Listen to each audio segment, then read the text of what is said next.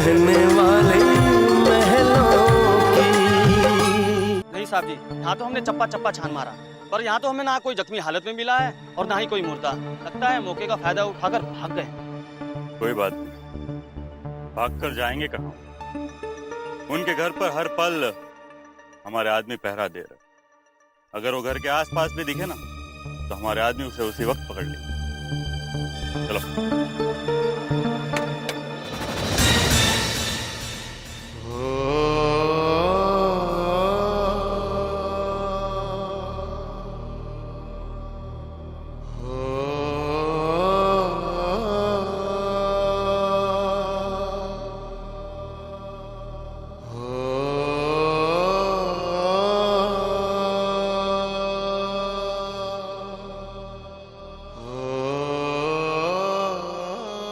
नमस्ते मालिक। विराट साहब के जाने का हम सबको बहुत अफसोस है। उनकी कमी घर, दुकान, हर जगह महसूस हो रही है। मालिक, वो मैं कहना चाह रहा था कि विराट जी के अचानक निधन से हमारा बिजनेस बहुत मंदा पड़ गया है। जब देखो लेनदारों की लाइन लगी हुई रहती है दुकान पे, और ग्राहक तो जैसे गायब ही हो गए। ऐसे वक्त में अगर कोई दुकान संभालने वाला नहीं हुआ तो दुकान बंद हो जाएगी मालिक। मैं समझ रहा हूं शर्मा जी, आप क्या कहना चाह रहे हैं।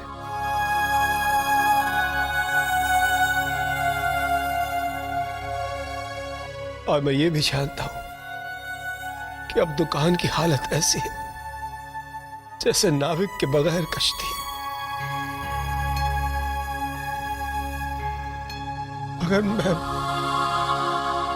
क्या करूं? मेरी तो सबसे बड़ी दौलत, मेरा बेटा चला गया।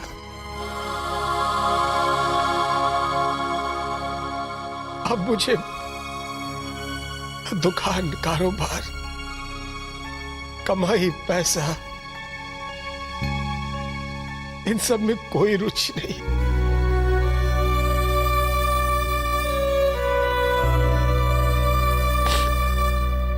और मैं तो अब इस हालत में हो ही नहीं कि आकर सब कुछ संभाल लूं।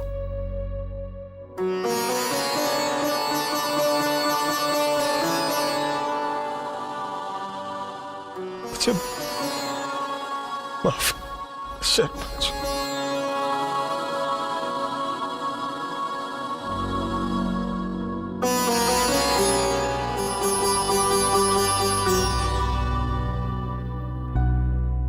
ताऊ जी, अगर आप मुझे आज्ञा दें तो मैं विराट की दुकान पर बैठ जाऊंगा।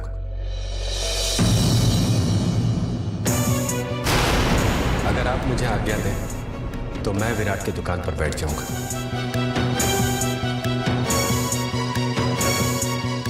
मैं संभाल लूंगा उसका बिजनेस। और आज से विराट के दुकान की तरक्की ही मेरा मकसद है।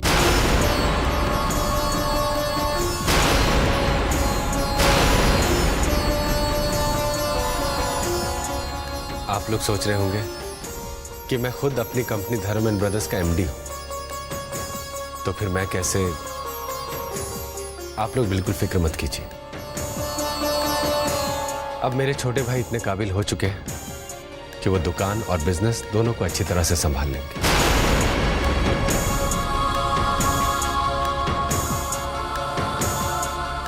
ताऊ जी, अगर आप मुझे आज्ञा दें तो मैं विराट का अधूरा सपना पूरा करूंगा।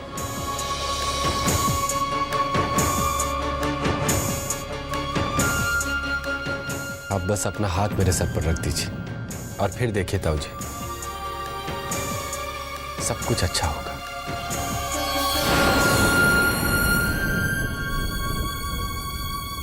चुक चुक जियो बेटा, चुक चुक जियो।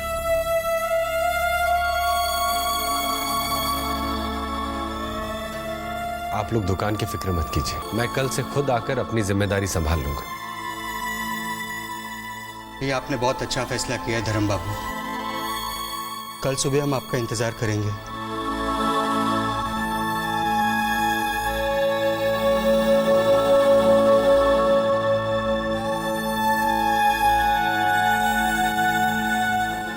शुक्रिया धर्म बेटा, बहुत बहुत शुक्रिया। खुश रहो बेटा।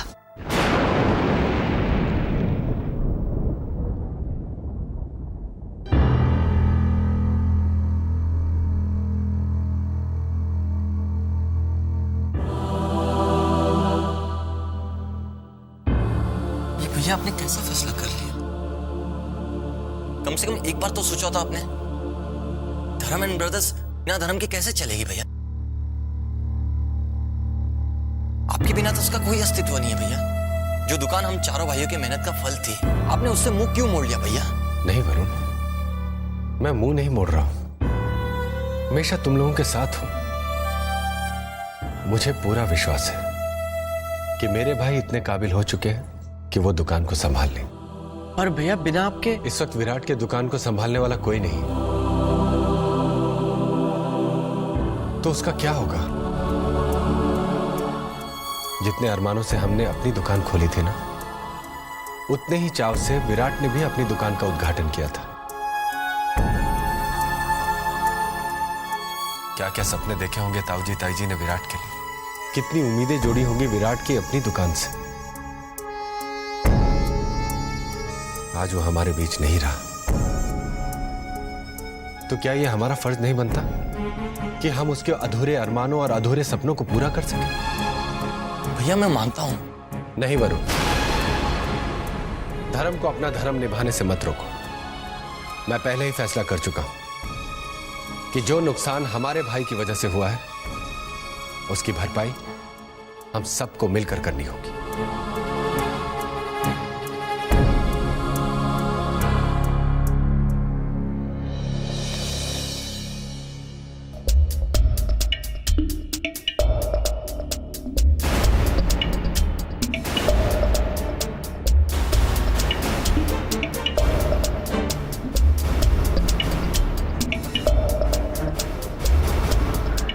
तक विराट भैया का असली कातिल पकड़ा नहीं जाता, ऋषभ भैया बेगुनाह साबित नहीं हो जाते, तब तक धर्म भैया के दिल से ये बोझ, ये ग्लानि कम नहीं होगी। विराट भैया का ऐसा दुश्मन कौन हो सकता है जो उनकी जान का दुश्मन बन बैठा?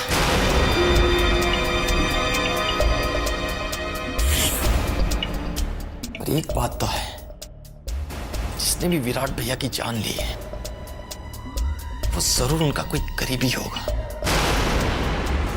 वरना वो घर में घुसकर वार नहीं करता। कौन हो सकता है वो कातिल? मुझे विराट भैया के बेडरूम की तलाशी करनी होगी। वहां मुझे कुछ सबूत मिल जाए, कोई क्लू मिल जाए।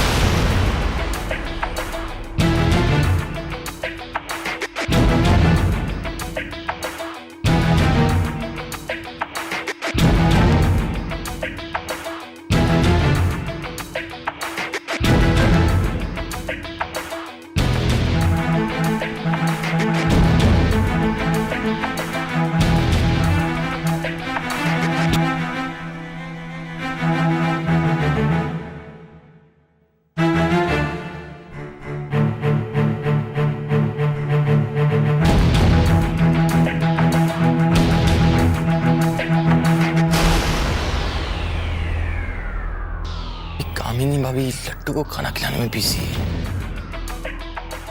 विराट भैया के बेडरूम में छानबीन करने का यही सही मौका है।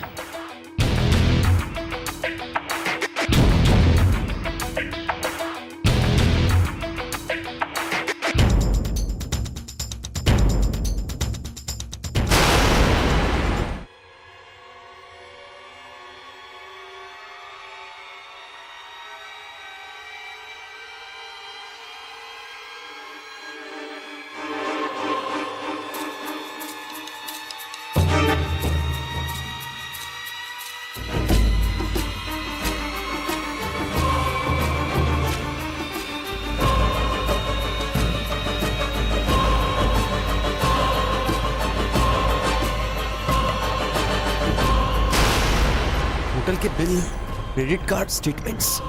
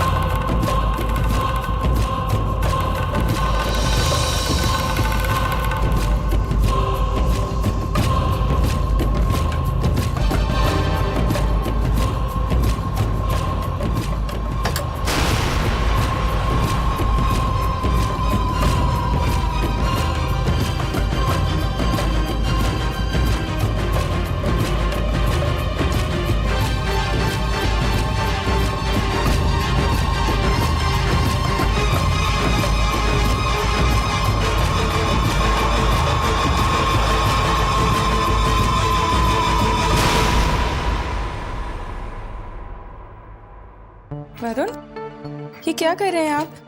क्या देख रहे हैं? जल्दी से दरवाजा बंद करो।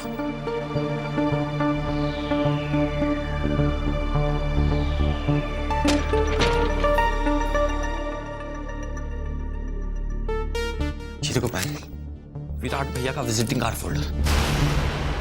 वो किससे मिलते थे, उनका किस किस से कांटेक्ट था, इससे हमें पता चल सकता है। और इसके सहारे हम असली कातिल तक पहुंच जाए। हाँ भाई, एक बात तो मैं यकीन से कह सकता हूं कि कातिल चाहे जो भी हो, वो विराट भैया से अनजान नहीं था। उन्हें सब पता था कि विराट भैया कब आते हैं, कब जाते हैं।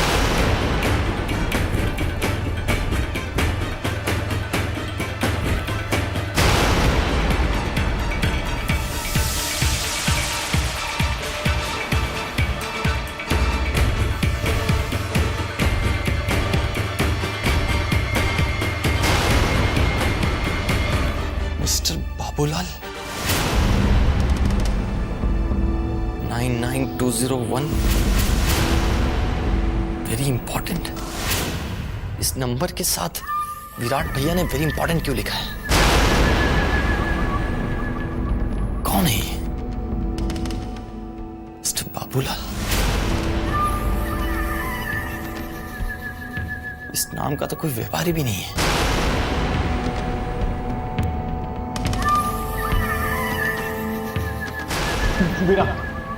विराट साहब, उन्होंने मुझे इसके लिए बहुत से पैसे दिए थे।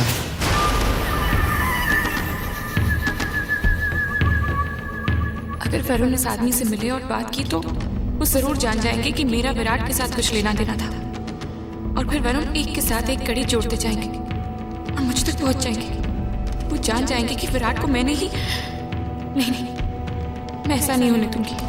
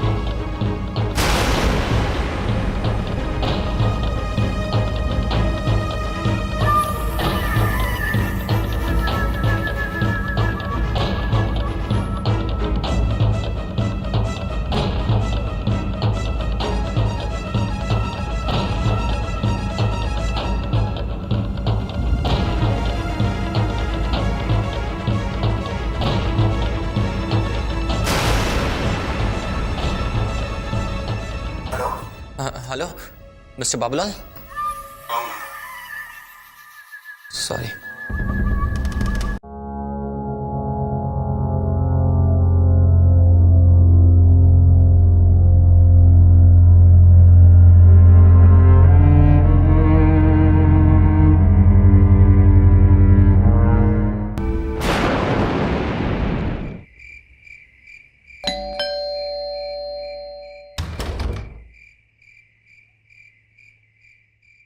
आइए इंस्पेक्टर साहब। नमस्ते।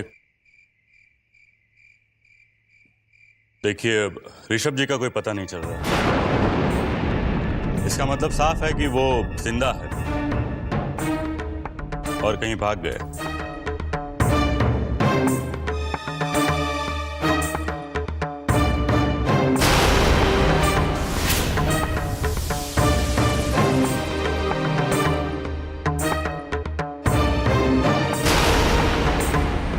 देखिए, आप सब लोग चौकन्ने रहे। ऋषभ जी आज नहीं तो अगले 1-2 दिन में घर आ सकते हैं।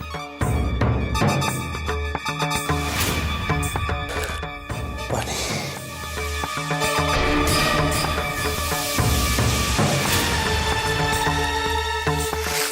और हो सकता है कि अभी कहीं वो जख्मी हालत में पड़े।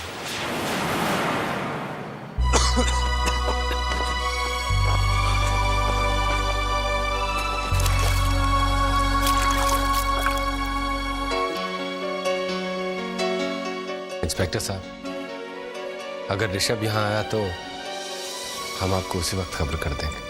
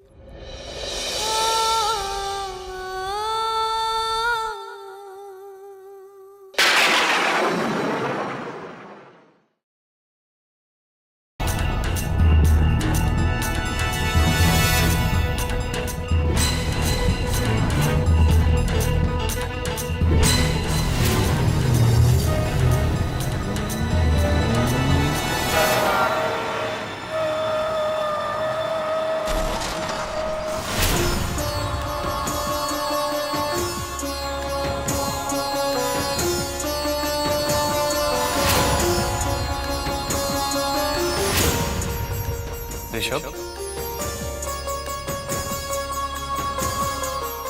कहाँ जा रहे हो? अपने घर जा रहा हूं, अपनी पत्नी के पास, धर्म भैया के पास, ताऊ जी, ताई जी, सबके पास। क्यों? क्या कहोगे उनसे? कि तुम बेकसूर हो, बेगुनाह हो? हाँ। और वो तुम्हारी बात का विश्वास कर लेंगे। कौन यकीन करेगा कि तुम बेगुनाह हो? ऋषभ, तुम तो उनसे मिल भी नहीं पाओगे।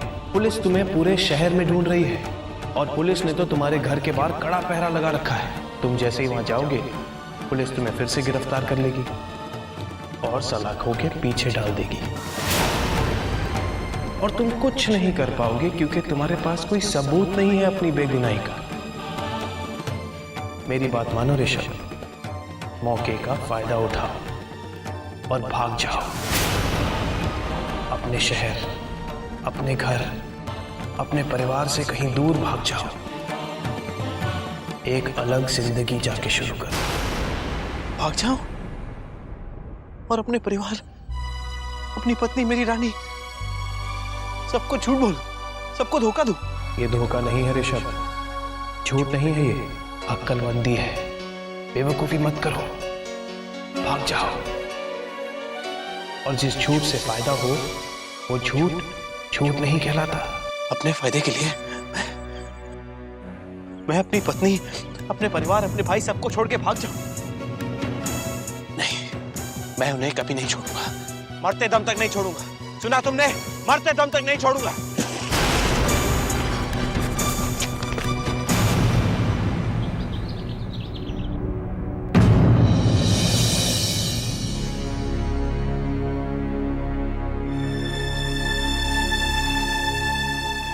खाना शुरू कीजिए ना आप लोग, धर्म आते ही होंगे। नहीं भाभी, धर्म भैया के बिना तो मेरे गले से निवाला भी नीचे नहीं जाएगा। भैया को आ जाने दीजिए, फिर हम सब एक साथ नाश्ता करते हैं। लीजिए, धर्म भैया भी आ गए। धर्म भैया, हम लोग आप ही का इंतजार कर रहे थे।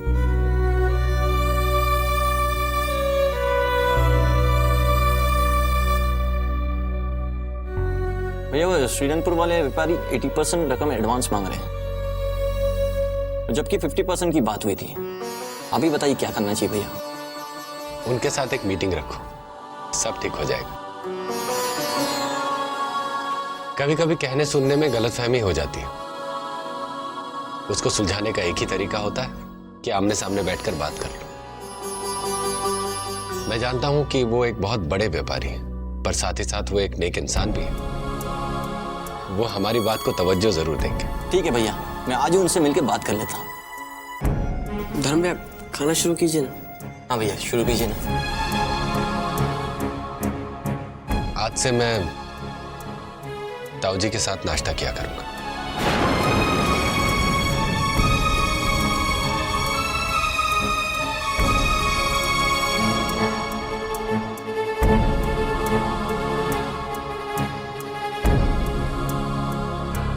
तुम लोग खा लो, मुझे मेरे बेटे होने का फर्ज निभाना है।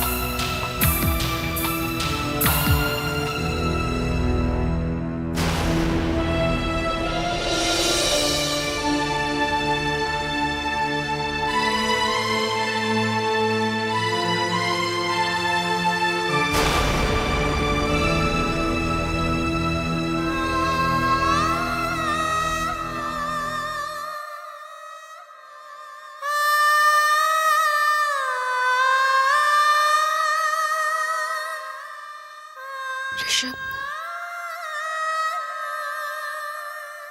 आप कहाँ हैं ऋषभ? कहाँ हैं आप?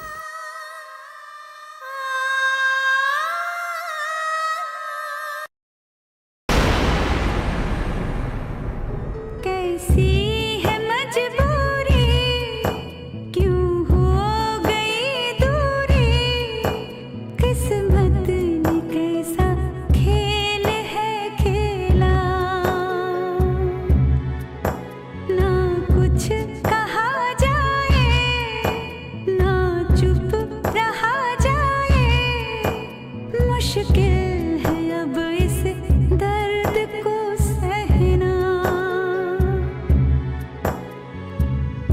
जिंदगी बनी है उलझन, सहमा सहमा सा है तन मन, जाने क्या होगा फैसला।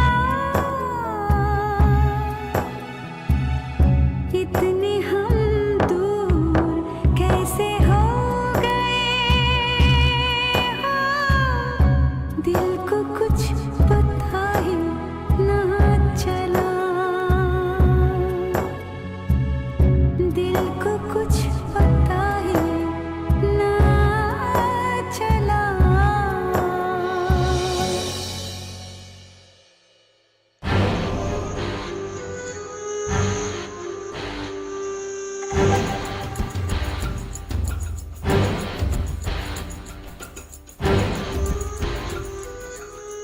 बस एक बार ताऊजी, ताईजी और कामिनी भाभी से मिल लूं, उनसे ये कह दूं कि मैं बेकसूर हूँ, बेगुनाह हूँ, फिर मुझे किसी कानून, किसी पुलिस की सजा का कोई डर नहीं। लेकिन आज अपनों तक पहुंचने के लिए मुझे पुलिस से बचना होगा। यहां से तो नहीं जा सकता है, पीछे के रास्ते से जाता हूँ।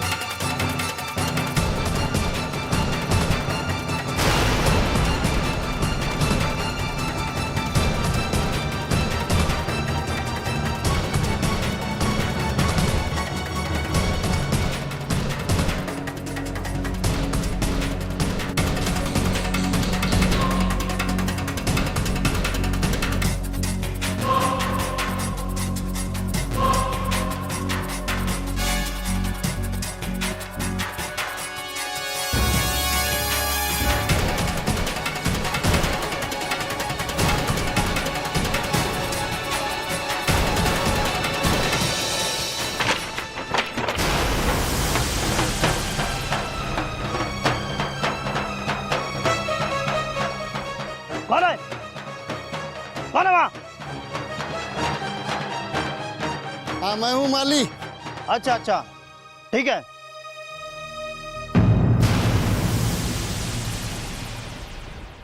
ताई जी, हमने हरिद्वार में विराट के नाम से ब्राह्मण भोज करवा दिया है। पिंडदान और बाकी विधियां भी पूरी हो चुकी। अब तो राम जी से यही प्रार्थना है कि विराट की आत्मा को शांति दे। मालकिन, आज खाने में क्या बनेगा? कुछ भी पका लीजिए महाराज जी। विराट के जाने के बाद हर चीज बेस्वाद लगती है। निवाला जैसे गले में अटक जाता है।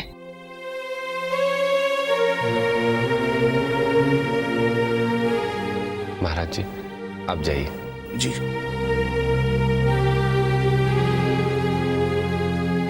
ताई जी, मेरी आपसे विनती है कि आज से आप खाना हमारे साथ ही खाइएगा। आज से इस घर में 2 चौके नहीं होंगे।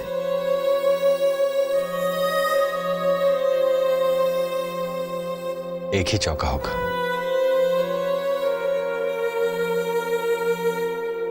ताई जी, आप इनकार मत कीजिएगा। मैं चाहता हूं कि हम सब एक साथ एकजुट होकर रहें। एकजुट होकर रहने से हमारा दुख भी थोड़ा कम हो जाएगा। आप मेरी मां ही हैं और आपका ये बेटा चाहता है कि उसकी मां हमेशा खुश रहे।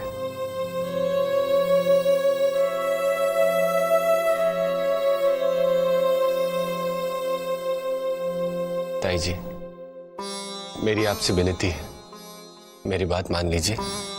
आपका बहुत उपकार होगा मुझ पर ताई जी। मान जाइए ना, इतना एहसान कर दीजिए मुझ पे ताई जी।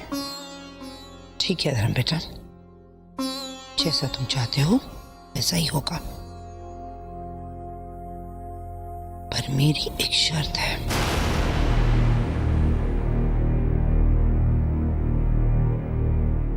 हाँ हाँ ताई जी, आप कहिए तो सही, मुझे आपकी हर शर्त मंजूर है।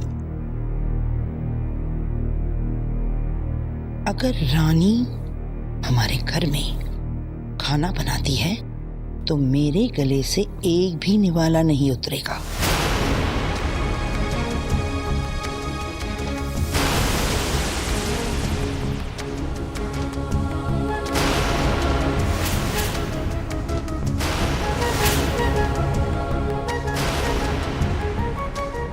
मैं और मेरे परिवार जब भी इसे देखते हैं तो हमारा दुख चौगुना हो जाता है।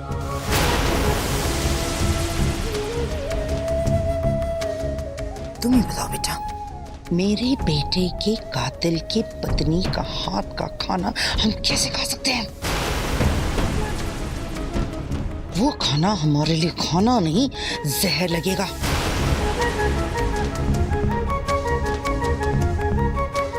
अब फैसला तुम्हारे हाथ में है। रानी अगर इस घर की रसोई में खाना नहीं बनाती है तब ही हम एक साथ खा सकते हैं। मेरे सामने तो ये चौके में नहीं जाएगी।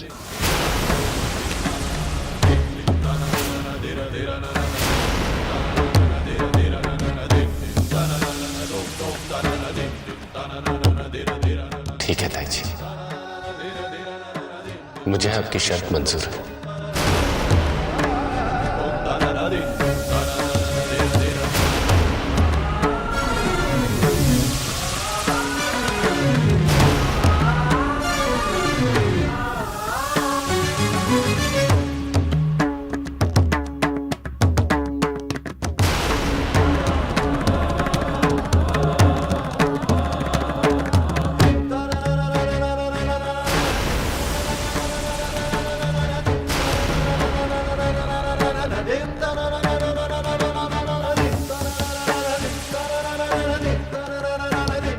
रानी बहू, आज से तुम रसोई में मत जाना।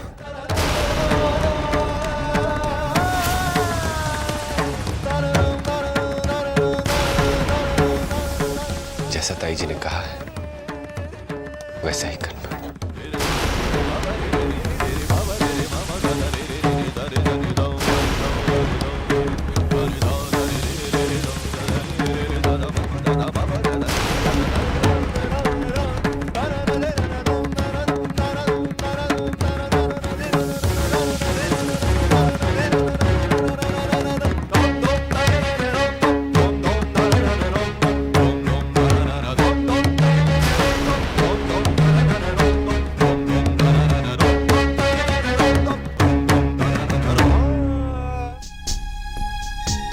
क्यों धर्म, क्यों मानी आपने ताई जी की बात? आपने कैसे मान लिया कि रानी रसोई को हाथ नहीं लगा सकती? और आपने रानी से कैसे कह दिया कि वो... मैं तो सपने में भी नहीं सोच सकती धर्म कि आप रानी से ऐसा कुछ कह सकते हैं। ठीक है, अपने भाई को गुनहगार मानिए आप, लेकिन रानी को किस बात की सजा दे रहे हैं? जानकी, ऋषभ के गुनाह की सजा हम सब भुगत रहे हैं। ऋषभ के गुस्से ने किसी की जिंदगी में आग लगाई है। उस आग में हम सबको जलना होगा। उसकी तपिश हम सबको सहनी होगी जानकी। नहीं धर्म, आप ऋषभ को गुनहगार मानते हैं तो मानिए, लेकिन मैं नहीं मानती। मेरा दिल, मेरी आत्मा यही गवाही दे रहा है कि ऋषभ बेगुनाह है। और ये सिर्फ मेरी आत्मा की आवाज ही नहीं, मेरा विश्वास है। और मेरे होते हुए रानी के साथ कोई जाति, कोई अत्याचार नहीं हो सकता। बस जानकी, जो सच है सो सच है। ऋषभ गुनहगार है और इस सच्चाई को तुम्हें मानना ही होगा। जिस प्रायश्चित की आग में मैं जल रहा हूं, उसमें तुम्हें भी जलना होगा। मन से या बेमन से तुम्हें मेरा साथ देना ही होगा, वरना मैं ये घर छोड़कर चला जाऊंगा।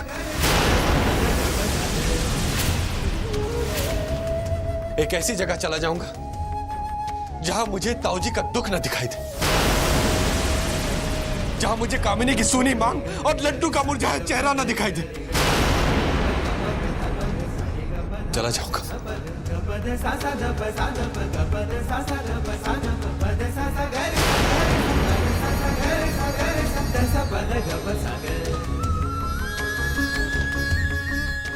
वरना मैं ये घर छोड़कर चला जाऊंगा।